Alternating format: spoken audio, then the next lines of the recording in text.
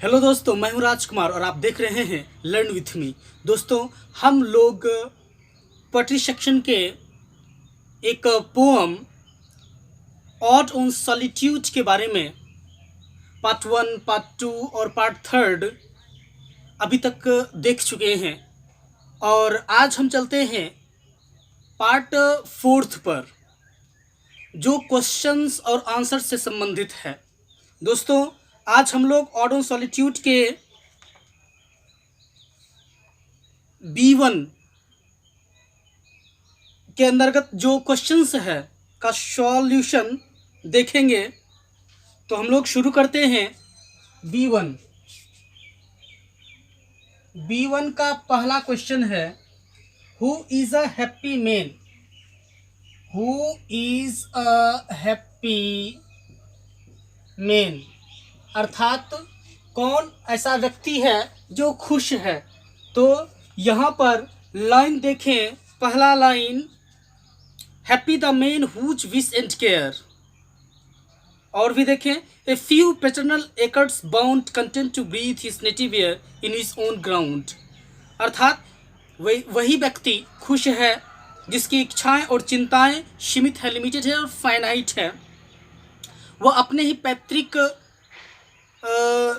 जमीन के कुछ एकड़ पर रहते हैं, वहीं संतुष्ट होकर के वहीं के वातावरण में पलते हैं, ढलते हैं और वहीं जो पैतृक मकान है वहीं रह करके, वहीं रिसाइड करके अपना जीवन यापन करते हैं। तो दोस्तों, आंसर के रूप में लिखा जा सकता है, ए happy man is he who has finite या limited wishes and cares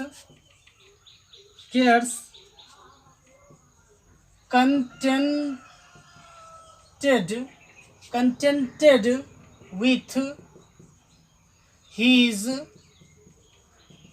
paternal lands and properties। यानी जिसकी इच्छाएं और चिंताएं सीमित हो और जो खुश हो, संतुष्ट हो अपने ही पैतृक जमीन और जायदाद पर। दोस्तों, अब हम दूसरा क्वेश्चन को देखते हैं। क्वेश्चन है, whom does the pronoun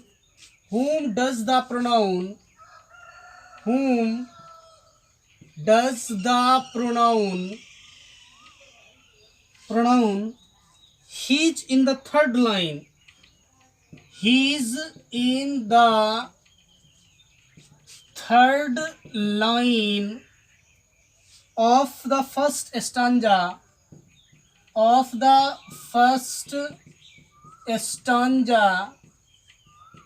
refer to अर्थात क्वेश्चन में कहा गया है कि ये जो तीसरा लाइन है कविता का ऊपर से, उसमें हिज का प्रयोग किया गया है, content to breathe his native air. तो यहाँ पर हिज जो प्रोनाउन का प्रयोग किया गया है वो किस संदर्भ में किया गया है? तो यहाँ पर एक जनरल व्यक्ति के लिए भी किया गया है और यहाँ पर स्पेसिफिकली जो है वो पोइट के लिए भी किया गया है। तो आंसर के रूप में लिखा जा सकता है, it refers to a man in general and then to the poet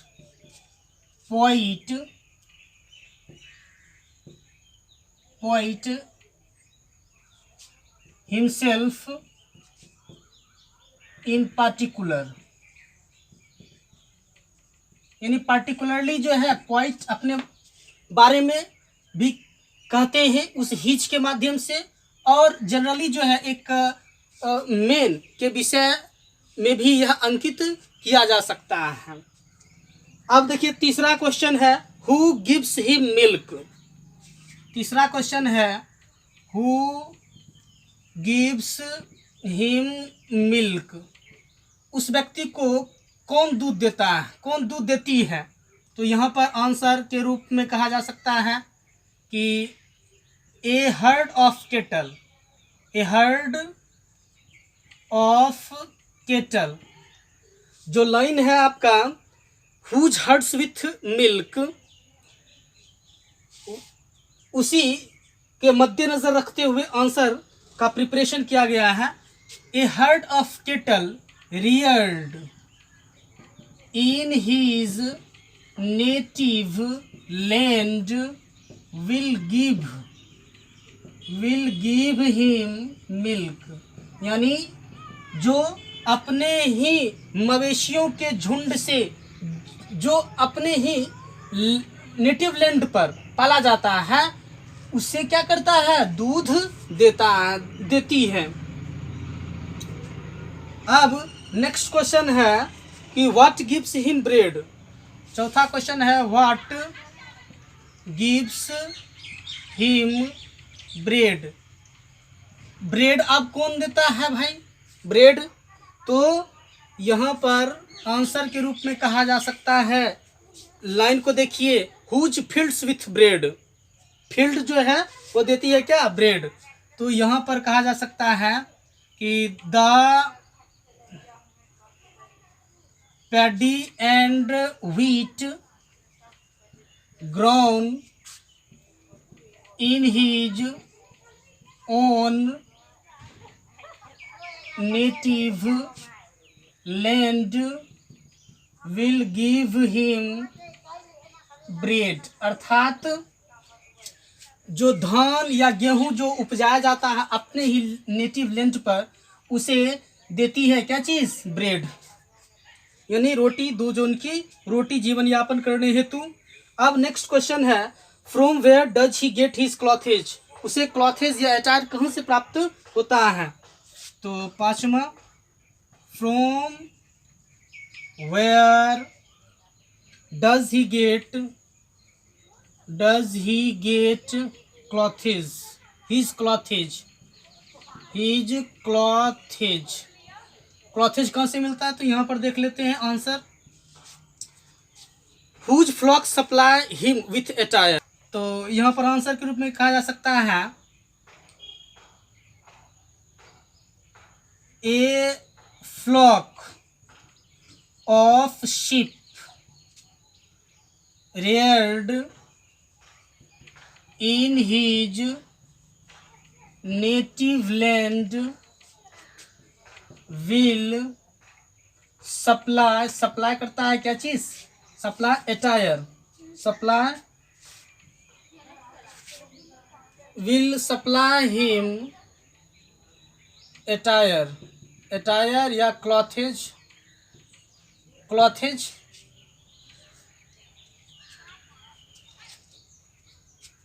next question है छठा question, how do trees help him. How do trees help him, किस तरह से ट्रीज जो है उसे मदद करता है? तो आंसर के रूप में लिखा जा सकता है, लाइन के माध्यम से देखिए, whose trees in summer yield him shade in winter fire, अर्थात समर में ट्रीज जो है शेड और विंटर में फायर प्रदान करता है।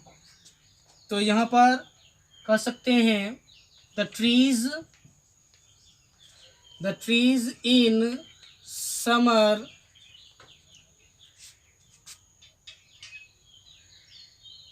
will give him shade छाया, और and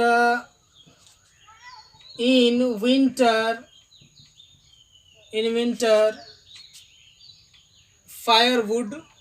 फायर या वुड सिर्फ दे देते हैं, वुड, विंटर वुड, अर्थात सीजन जो समर सीजन होता है उसमें उसे छाया और विंटर सीजन में उसे वुड प्रोवाइड किया जाता है ट्रीज के द्वारा। तो यहाँ पर शेड जो है दिया जाता है, तो फ्रॉम द स्कॉर्चिंग, फ्रॉम या ऐसे कह सकते हैं to protect himself to protect himself from the scorching sun. यहाँ पर बढ़ाया जा सकता है शेड के बाद, to protect himself from the scorching sun, अर्थात शेड जो है वह चिलचिलाती धूप से बचने के लिए जो है उसे ट्रीज देता है, to protect himself from the scorching sun. और वुड जो है टू प्रोटेक्ट हिमसेल्फ फ्रॉम